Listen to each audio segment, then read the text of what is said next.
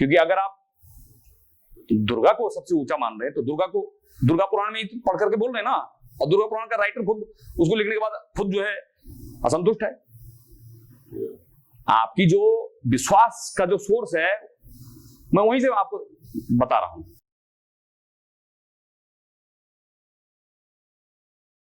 तो एक क्वेश्चन मेरे मन में और निकल के आ रहा है कि इस सृष्टि की जो रचयिता है विष्णु, उनका हम नाम क्यों नहीं देते हैं, सिर्फ श्री कृष्ण क्यों देते हैं?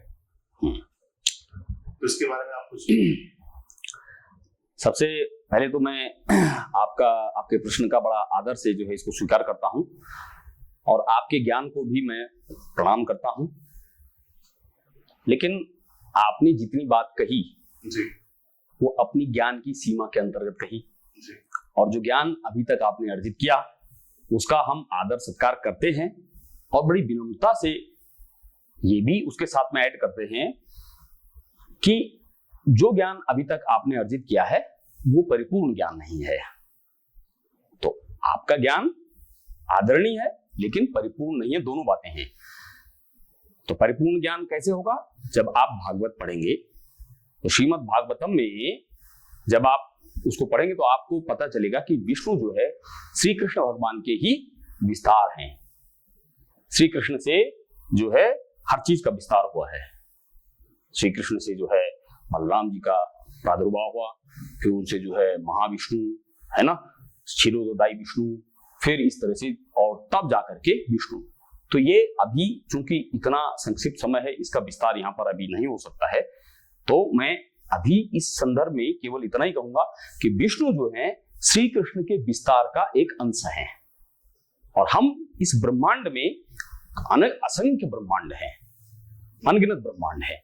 तो प्रत्येक ब्रह्मांड का एक मतलब जिसको कहते हैं कि सीईओ है ना, क्या कंपनी जो जो जो चीफ क्या बोलेंगे उसको, जैसे एक कंपनी का जो है होता ना, एक डायरेक्टर होता है ना, हेड होता है ना, सीईओ है ना।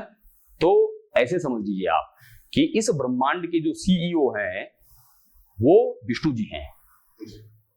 3 मुख्य डिपार्टमेंट बांटे गए हैं, ब्रह्मा, विष्णु और महेश। तो इस ब्रह्मांड के हैं, और जो अन्य ब्रह्मांड हैं उन हर एक प्रत्येक ब्रह्मांडों में विष्णु तत्व विद्यमान है। और विष्णु तत्व कहां से आया है? वही क्षीरोदकदायी विष्णु, गर्भोदकशायी विष्णु, महाविष्णु, समझ रहे मेरी बात को,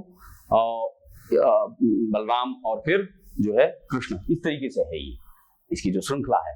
तो आपको चूंकि इतना ही ज्ञान था तो उस ज्ञान के आधार पर आपने ये बात कही, लेकिन अगर आप विष्णु को भी कर रहे हैं तो है वो कृष्ण तत्व ही।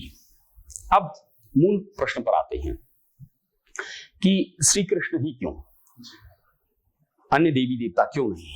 तो अन्य देवी देवता के प्रति जब मैं ये श्री कृष्ण का जो है भजन करने की बात करता हूं तो इसका ये मतलब नहीं है कि मैं अन्य देवी देवताओं का अनादर या उनके प्रति अनादर बुद्धि जो है से उनको देखना चाहिए, ऐसा कह रहा हूं, ऐसा नहीं है। जब मैं कह रहा हूं कि राम बहुत अच्छा लड़का है तो साथ साथ में हरि वहां पर है, तो इसका ये मतलब नहीं कि हरि बुरा लड़का है। अभी हम केवल राम के संदर्भ में बात कर रहे हैं, तो राम अच्छा लड़का है, हरि बुरा है, ऐसा मैंने नहीं कहा है। ठीक इसी प्रकार से अन्य देवी देवताओं के प्रति अनादर नहीं है। लेकिन मैं इसको ऐसा समझाता हूं कि स्वयं भगवान श्री कृष्ण ने गीता में कहा है कि आकाशात पतितम तोयम यथा गच्छन्ति सागर सर्वदेवो नमस्कारम केशवम प्रतिगच्छति। इसका मतलब ये होता है कि जिस प्रकार से आकाशात पतितम तोयम, आकाश से पतितम मन गिर करके, तोयम मन जल, यथा गच्छन्ति सागर, जैसे सागर की ही ओर जाता है, इसी प्रकार से सर्वदेवो नमस्कारम केशवम प्रतिगच्छति। तुम किसी भी देवी देवता को प्रणाम करो वो मुझ पर ही आ जाता अल्टीमेटली। तो जो श्री कृष्ण है वो एक पेड़ की जड़ समझ लीजिए आप, और जब आप जड़ में पानी डाल दोगे तो हर एक फूल पत्ती और यहां इसको पानी डालने की जरूरत नहीं है। एक बुद्धिमान व्यक्ति केवल कहां पानी डालता है? जड़ में, और बाकी सबको अपने आप ही ऊर्जा मिल जाती है। ठीक इसी प्रकार से अगर हमने श्री कृष्ण भगवान को तुष्ट कर लिया, उनको प्रसन्न कर लिया अपने भजन से, अपनी सेवा से, तो अन्य देवी देवता स्वयं भी प्रसन्न हो जाते हैं। अन्य देवी देवता भी जो आपको आशीर्वाद दे रहे हैं वो भी श्री कृष्ण की ही कृपा के कारण से दे रहे हैं। उनके अंदर स्वयं में इतनी सामर्थ्य नहीं कि वो श्री कृष्ण से विलग होकर के आपको आशीर्वाद दे सके। इसको मैं और एक साधारण उदाहरण से समझाता हूं। जैसे आपकी जो है जान पहचान है यहाँ के मुख्यमंत्री से, और परा की जान पहचान है गृह मंत्री से, और मेरी जान पहचान है प्रधानमंत्री से। तो आपकी जिनसे जान पहचान है वो एक शक्तिशाली प्रभावशाली व्यक्ति हैं, लेकिन उनका प्रभाव उत्तर प्रदेश में नहीं है, उत्तरांचल तक है वो प्रभावशाली व्यक्ति, इस बात में कोई दो राय नहीं, और वो आपके ऊपर काफी कृपा वर्षा कर सकते हैं, लेकिन उनकी कृपा वर्षा का एक सीमित क्षेत्र है। और पराग इनकी जान पहचान गृह मंत्री से है, तो गृह मंत्री भी प्रभावशाली व्यक्ति हैं, लेकिन दोनों प्रभावशाली व्यक्तियों में अधिक प्रभावशाली कौन होंगे? गृह मंत्री होंगे। तो इनका ऊपर कृपा का जो वर्षा का जो क्षेत्रफल है, जो उसका आयाम है, वो और बढ़ जाएगा आपके तुलना में।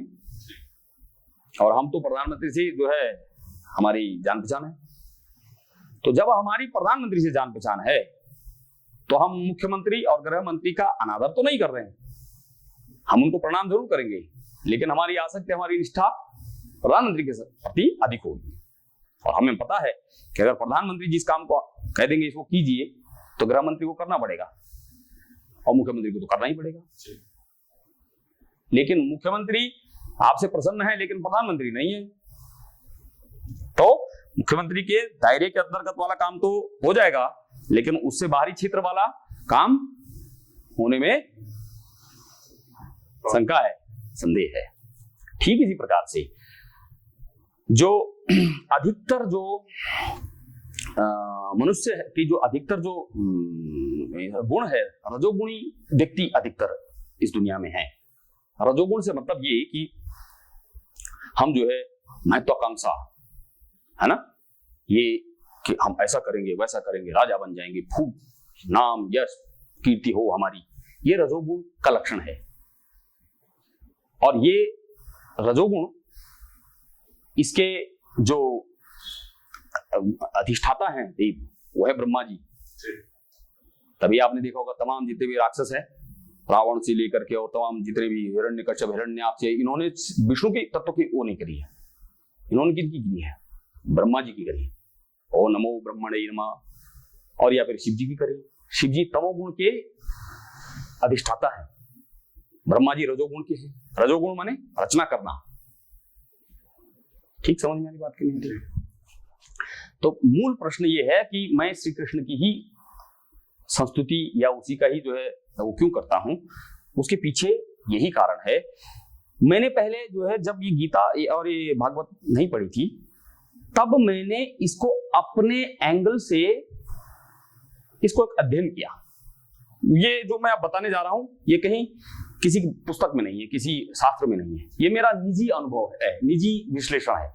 और वो ये है, मैंने सारी फोटोएं देखी, चित्र देखे, भगवान विष्णु का भी देखा, शिव जी का भी, ब्रह्मा जी का भी, तमाम जितने देवी देवता हैं, और भगवान श्री कृष्ण का भी देखा। और पहले मैंने उनको बड़े बारीकी से अध्ययन किया, और अपने आप ही अध्ययन करके मेरी अंतर मन में एक विचार आया कि शिव जी की मुद्रा क्या है? ध्यान मुद्रा है। ठीक है, ध्यान दानस्थ है। ब्रह्मा जी भी ध्यान मुद्रा में है, और विष्णु जी भी सैया में है, 4 मास तक वो भी जो है ध्यान में रहते हैं। बस मैंने इसको बड़े बारीकी से देखा, और मैंने भगवान श्री कृष्ण का आज तक कोई ऐसा चित्र, ऐसा विग्रह नहीं देखा जिसमें ये भगवान श्री कृष्ण ध्यान मुद्रा में है। अगर आपने देखा तो आप मुझे बताएं। नहीं। अब बस यही कौतूहल का विषय बन गया मेरे लिए कि अगर शिव जी, आदर से हम शिव जी का नाम लेते हैं, लेकिन शिव जी भी अगर जो है उस परम तत्व है, तो फिर ध्यान किसका कर रहे हैं? आप स्वयं से स्वयं का ध्यान नहीं करोगे, ध्यान में आप किसी अपने से विलग किसी तत्व का ध्यान करोगे। तो मेरे मन में प्रश्न आया कि शिव जी किसका ध्यान कर रहे फिर यार, और ब्रह्मा जी किसका ध्यान कर रहे, और विष्णु जी किसका ध्यान कर रहे, और लेकिन कृष्ण किसी का ध्यान नहीं कर रहे। अच्छा, दूसरी बात, भगवान विष्णु, उनकी जो मुद्रा है शंख चक्र गदा और पद्म है, तो चक्र और गदा ये कहीं ना कहीं ये इस तरफ संकेतित करता है कि ये मारधाड़ वाले देवता हैं, इनमें कहीं ना कहीं ये मारधाड़ करते हैं, क्योंकि चक्र और गदा की आवश्यकता ही तब पड़ती है। आपकी जेब में पेन है तो हमें बाय डिफॉल्ट ये समझ में आ गया कि आप कुछ लिखने का काम करते हैं। आपकी जेब में जो है अगर वो क्या बोलते हैं कुछ पेचकस है या कुछ है तो हम समझेंगे कि भाई आप कोई मिस्त्री है, कोई पेचकस है, बस पूछने की जरूरत तो नहीं है, संकेत मिल जाता है आपके जो आभूषणों से, आपके जो, ठीक है। ठीक इसी प्रकार से जो शिव जी हैं, शिव जी त्रिशूल है, पुष्पात्र है, और भगवान श्री कृष्ण उनमें बांसुरी है। भगवान श्री कृष्ण में कोई हथियार नहीं है, भगवान श्री कृष्ण के विष्णुत्व रूप में हथियार है, लेकिन भगवान श्री कृष्ण के जो मूल रूप है उसमें कोई हथियार नहीं है। बस मैं ऐसा सोचने लग गया, और ये मेरी जो अध्ययन है, मेरा निजी अनुभव है, निजी अध्ययन है। तो मैं समझ गया कि एक हिंदी में कहावत है, चैन की बंसी बजाना। अरे ये सब कर लो, ये सब काम निपटा लो, फिर उसके बाद चैन की बंसी बजाएंगे। और चैन की बंसी, ये चैन की बंसी यानी यही परम लक्ष्य है हर एक का, चैन की बंसी बजाना। और ये चैन की बंसी बजेगी ही तब जब बंसी वाले की शरण लोगी। मैं पिछले वीडियोस में भी कई बार कह चुका हूं, अगर आपको दूध चाहिए तो पान वाले की दुकान में नहीं मिलेगा, तो दूध वाले की डेयरी में जाना पड़ेगा। तो अगर आपको चैन की बंसी बजानी है, चैन की बंसी का मतलब वो शांति, तो वो शांति वही दे सकते हैं जो चैन की बंसी वाले हैं। बंसी तो जब शिव जी भी जो है उनके पास हथियार है, ठीक समझ में आ रही बात की ना रही, तो कहीं ना कहीं ये बताता है कि वो पूर्ण रूप से शांति प्रदान करने वाले नहीं है, ऐसा मेरा व्यक्तिगत मैंने कंक्लूजन निकाला।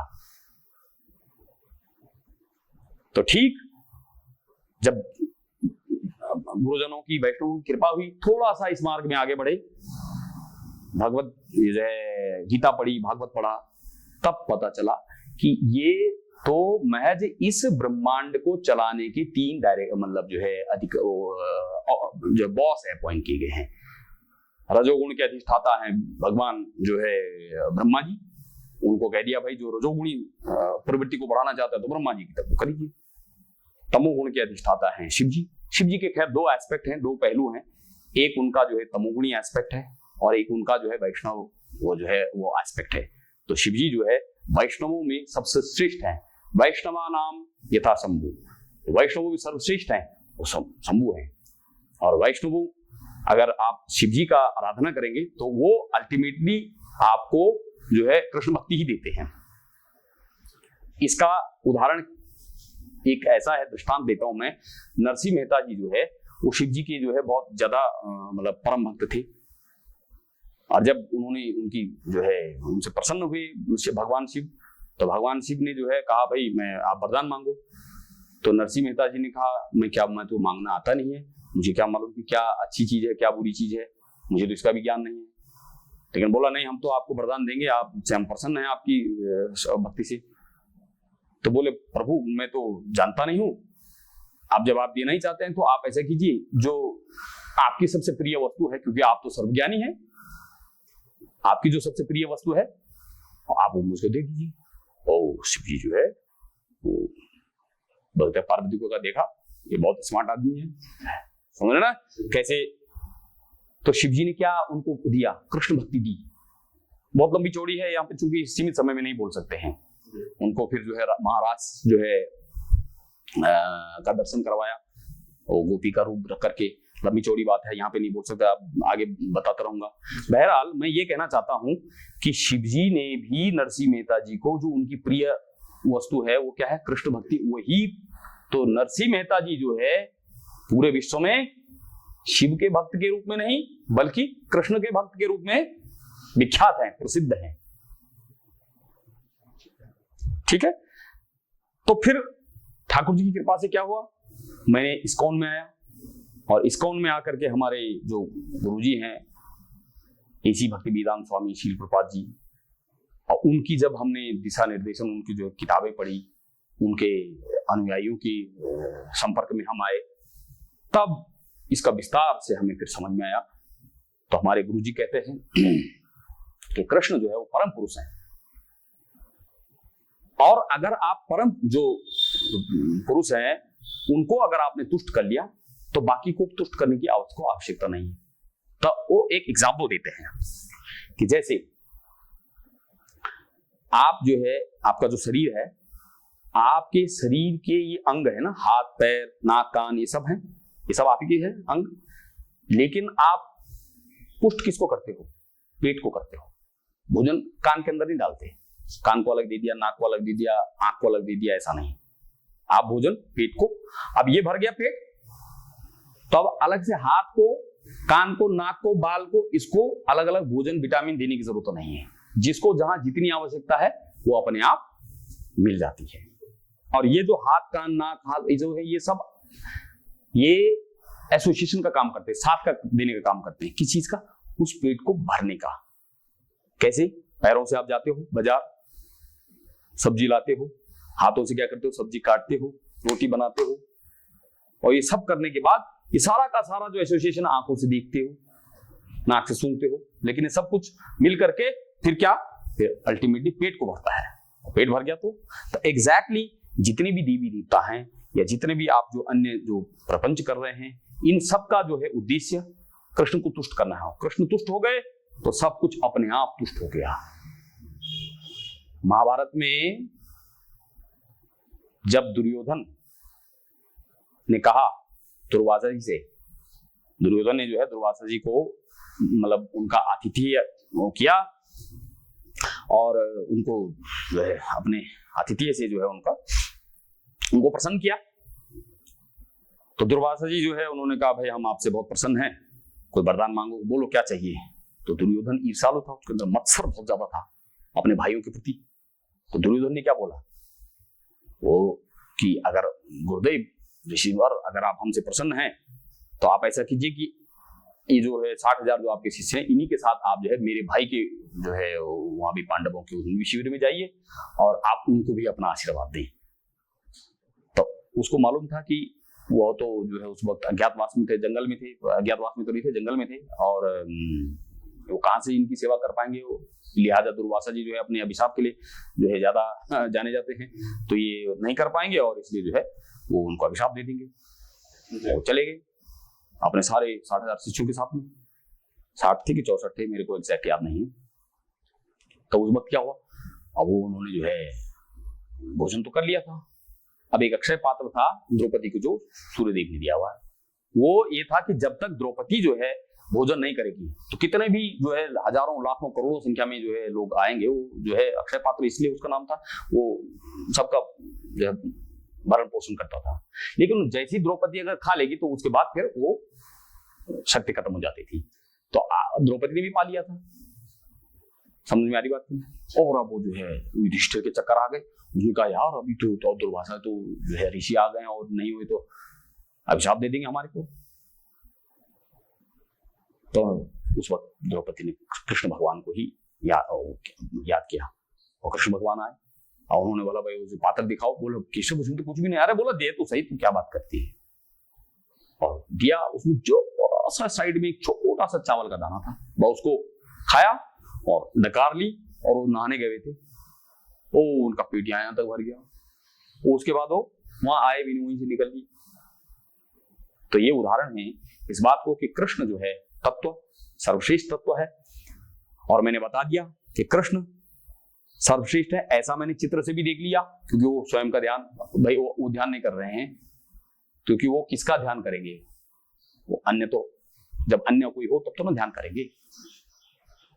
तो इस तरीके से मेरे को इसका उत्तर मिला। और भगवान श्री कृष्ण ही जो है गीता में कह रहे हैं क्या कि अर्जुन सर्वधर्मान परित्यज्य माम एकम शरणम व्रज अहम त्वाम सर्व पापेभ्यो मोक्षयिष्यामि। कि श्री कृष्ण का ही जो है हमें चिंतन मंथन इसलिए भी करना चाहिए, उनकी शरण में इसलिए भी जाना चाहिए कि देखिए जितने भी पुराणों की रचना की गई है वो महर्षि वेदव्यास जी ने की है। तो 18 पुराण है, तो 18 पुराणों में महर्षि वेदव्यास जी ने 17 पुराणों की संरचना कर दी। 17 पुराण जब लिख डाले उसके बाद भी महर्षि वेदव्यास जी जो है बद्रीनाथ धाम में बड़े व्याकुल और बड़े मतलब बेचैन बैठे हुए थे। तो ऊपर से उनके जो गुरु जी जो है नारद मुनि जी गुजर रहे थे, उन्होंने देखा व्यास जी जो है बड़े असंतुष्ट बेचैन बैठे हुए हैं। नीचे उतरे, पूछा वत्स क्या बात, तुम जो है इतने बेचैन क्यों दिख रहे हो, अशांत क्यों हो? बोला गुरुवर मैंने इतने सारे पुराणों की रचना कर दी है लेकिन मुझे अभी तक जो है ना वो एक तृप्ति होती है, जो संतुष्टि होती है, परम शांति संतुष्टि, वो नहीं अभी तक मिली है, उसका अभाव है। तो नारद जी मुनि जी ने कहा क्या तुमने परम शांताकारम जो है उनकी ग्लोरिफिकेशन, उनका जो है उनकी महिमा मंडन किया कृष्ण तत्व का? बोले नहीं। तो बोला जब तक जो मूल शांति के जो कारक हैं जब तक तुम उनके बारे में नहीं लिखोगे, जब तक उनकी तुम लीलाओं का वर्णन नहीं करोगे, तुम्हें शांति मिल नहीं सकती है। तो शांति प्रदान करने वाला तत्व, अखंड आनंद देने वाला, घन आनंद, घनानंद, उनका नाम घनानंद है। घनानंद शब्द को ही आप समझे ना, आनंद, और वो भी कैसा, घन माने डेंस। तो अगर तुम्हें आनंद चाहिए तो आनंद जो घनानंद है उसकी शरण में जाना पड़ेगा, उनकी ग्लोरिफिकेशन, उनका भजन, उनका चिंतन मंथन करेंगे जब तो ना होगा। और तब जाकर के उन्होंने जो है अपने गुरु के आदेश का अनुपालन किया और भागवतम श्रीमद् भागवत की रचना की। गणेश जी को कहा आप लिखो और मैं यहां से बोलूंगा, समझे ना, और फिर जाके उनको परम शांति मिली। तो ये प्रत्यक्ष उदाहरण है। तो उन्होंने जो है पहले ये पुराण, गणेश पुराण, देवी पुराण, फलाना पुराण, ढिमकाना पुराण, सब में सबको नंबर 1 बता रखा है। अगर आप गणेश पुराण पढ़ेंगे तो उसमें गणेश जी सबसे, अगर आप जो है दुर्गा तो सब, तो जब सब बड़े हैं वही कह रहे हैं ना, लेखक तो एक ही है, राइटर तो एक ही है। अतः वही लेखक जो है, वही राइटर जो है बाद में असंतुष्ट हो रहा है, और तब जब वही लिख करके बाद में जो है भागवत पुराण करके अब जो है मैं संतुष्ट हूं, तब आप इसी से कड़ी जोड़ करके लिख दें, कौन ऑथेंटिक बात होगी। क्योंकि अगर आप दुर्गा को सबसे ऊंचा मान रहे हैं तो दुर्गा पुराण में पढ़ करके बोल रहे हैं ना, और दुर्गा पुराण का राइटर खुद उसको लिखने के बाद खुद जो है असंतुष्ट है। आपकी जो विश्वास का जो सोर्स है मैं वहीं से आपको बता रहा हूं। अतः वही राइटर बाद में कह रहा है नहीं अब ठीक है, अब इसको पढ़ो। ये मैं मूल सरल भाषा में आपको बात बता रहा हूं। तो किधर से भी किसी भी एंगल से अगर आप देखेंगे तो तार्किक रूप से यह सिद्ध हो जाता है कि भगवान श्री कृष्ण ही परम तत्व हैं, और बुद्धिमान व्यक्ति उस परम तत्व की शरण में जाना पसंद करता है, लेकिन हर कोई जाएगा नहीं। ये भी एक भगवान की लीला का एक हिस्सा है, अंश है। ये ठीक इस प्रकार से है कि जैसे आईएएस, हिंदुस्तान में हमारे भारत की व्यवस्था में आईएएस सबसे बड़ा एग्जाम है, और उसके फॉर्म बाजार में उपलब्ध है। तुम भी जाके खरीद सकते हो, वो भी जाके खरीद, मैं सब कोई भी जा सकता है। पैसा देना है, फॉर्म खरीदना है, अप्लाई कोई भी कर सकता है। ग्रेजुएशन चाहिए बस, सारे ग्रेजुएट में से कोई भी कर सकता है। लेकिन ये भी सत्य है कि हर कोई उस फॉर्म को लेने नहीं जाता, हर कोई उसको नहीं खरीदता। क्यों? समझ में आ रही बात की नहीं आ रही? क्योंकि बाय डिफॉल्ट किसी को अपने आप ही उसने स्वीकार कर लिया, उसको सबसे ऊंचा पद, मैं इसके लायक नहीं हूं, या जो भी उसके कारण होंगे, नहीं खरीदता। हर कोई आईएएस बन सकता नहीं। जबकि रोका किसी के लिए नहीं। कोई भी जाओ, ग्रेजुएट होना चाहिए, बेसिक क्वालिफिकेशन, जाओ खरीदो, तैयारी करो, और किसने रोका है तुम्हारे को? तो बात तक काहे के लिए नहीं गए? आप समझ रहे हैं मेरी बात को? तो ये व्यवहारिक उदाहरण से हम समझ गए श्री कृष्ण की शरणागति हर कोई पा नहीं सकता। आपके पूर्व जन्म के न जाने कितने पुण्य कर्मों का जब फल उदय हुआ, जब तो न जाके आपको ऐसा अवसर मिला श्री कृष्ण तत्व के बारे में मतलब बात करने का। ये बहुत छोटी बात नहीं, बहुत बहुत बहुत बड़ी बात है। श्री कृष्ण भगवान की कृपा के बगैर ऐसा हो नहीं सकता है। मां सरस्वती भी श्री कृष्ण भगवान के वर्णन करने में अपने को असमर्थ पाती है। मां सरस्वती जो कि वाक देवी है, वो भी असमर्थ है। तो भगवान श्री कृष्ण जब तक कृपा नहीं करते तब तक ये शुभ संयोग आता नहीं मित्रों। तो आप परम सौभाग्यशाली हैं जो आपने इस संदर्भ में जिज्ञासा जो है व्यक्त की, और आप मेरे विश्वास को मैंने जैसे बताया उधार लेकर के हरिनाम कीजिए। हरि कृष्ण कृष्ण कृष्ण हरि हरि, हरि राम राम राम हरे हरि। ये एक प्रकार का पासवर्ड है। जैसे आपको मेरा कंप्यूटर खोलना है ना जी, तो मेरा कंप्यूटर खोलने के लिए आपको क्या करना पड़ेगा? पासवर्ड चाहिए। अब अगर क्यों कैसे करे तुम खोल लोगे इसको तो जल्दी मतलब खुल जाएगा और अपना काम शुरू कर दोगे। ये पराग कह रहा है कि क्यों नहीं, इसमें ऐसा क्यों बनाया तुमने पासवर्ड, ये सब फलाना ढिमकाना।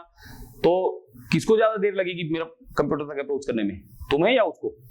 क्योंकि वो प्रश्न कर रहा खाली फालतू। अरे भाई मेरा पासवर्ड है, तुम्हें मेरे कंप्यूटर तक अप्रोच करनी, तो इस पासवर्ड को, अच्छा उसमें पासवर्ड में अगर कहीं पर अंडरस्कोर है फॉर एग्जांपल, और तुमने अंडरस्कोर नहीं दबाया, खोल पाओगे क्या? यानी जो पासवर्ड है हूबहू वैसे का वैसे ही तुम्हें उसको एंटर करना पड़ेगा, तब जाकर खुल जाएगा। ठीक इसी प्रकार से हरे कृष्ण कृष्ण कृष्ण हरे हरे, हरे राम राम राम हरे हरे, ये गोलोक वृंदावन कृष्ण के तत्व को तक जानने का एक पासवर्ड है। और पासवर्ड बनाने जो, जैसे कि मेरा कंप्यूटर, तो मेरा कंप्यूटर का पासवर्ड मैं ही बनाऊंगा ना जी, या तुम बनाओगे? मेरा कंप्यूटर का पासवर्ड मैं ही बनाऊंगा, मेरा कंप्यूटर है। तुम्हें मेरे कंप्यूटर को जानना है, मेरे पासवर्ड को जो मैंने दिया उसको बगैर क्यों कैसे खोलेंगे? ठीक इसी प्रकार से ब्रह्मांड जिसका है, इस ब्रह्म तत्व, इस मूल तत्व को जानने का पासवर्ड भी उसी ने ही बनाया है। और अगर आपको जानना है तब क्यों कैसे के, क्यों म्यों के, आप उसको अप्लाई कीजिए और फिर आप जान जाएंगे। तो मुझे आशा है कि आपको आपके प्रश्न का संतोषपूर्ण जो है उत्तर मिल गया होगा। जी बिल्कुल। कोई और संशय है तो आप पूछ सकते हैं प्लीज। तो अब आप जपेंगे हरिनाम? बिल्कुल, आप सबसे मैं बिल्कुल जपूंगा हरिनाम। चलिए, Hare Krishna, God bless you. Hare Krishna. Hare Krishna sir. तो जिस प्रकार से सर ने मेरे प्रश्नों के उत्तर दिए और उन उत्तर से मैं बहुत संतुष्ट हुआ हूँ। तो अगर आपके मन में भी ऐसा कोई प्रश्न हो, कोई डाउट हो, तो आप कमेंट बॉक्स में जरूर लिखिए और सर आपके उन प्रश्नों के उत्तर देंगे। Thank you.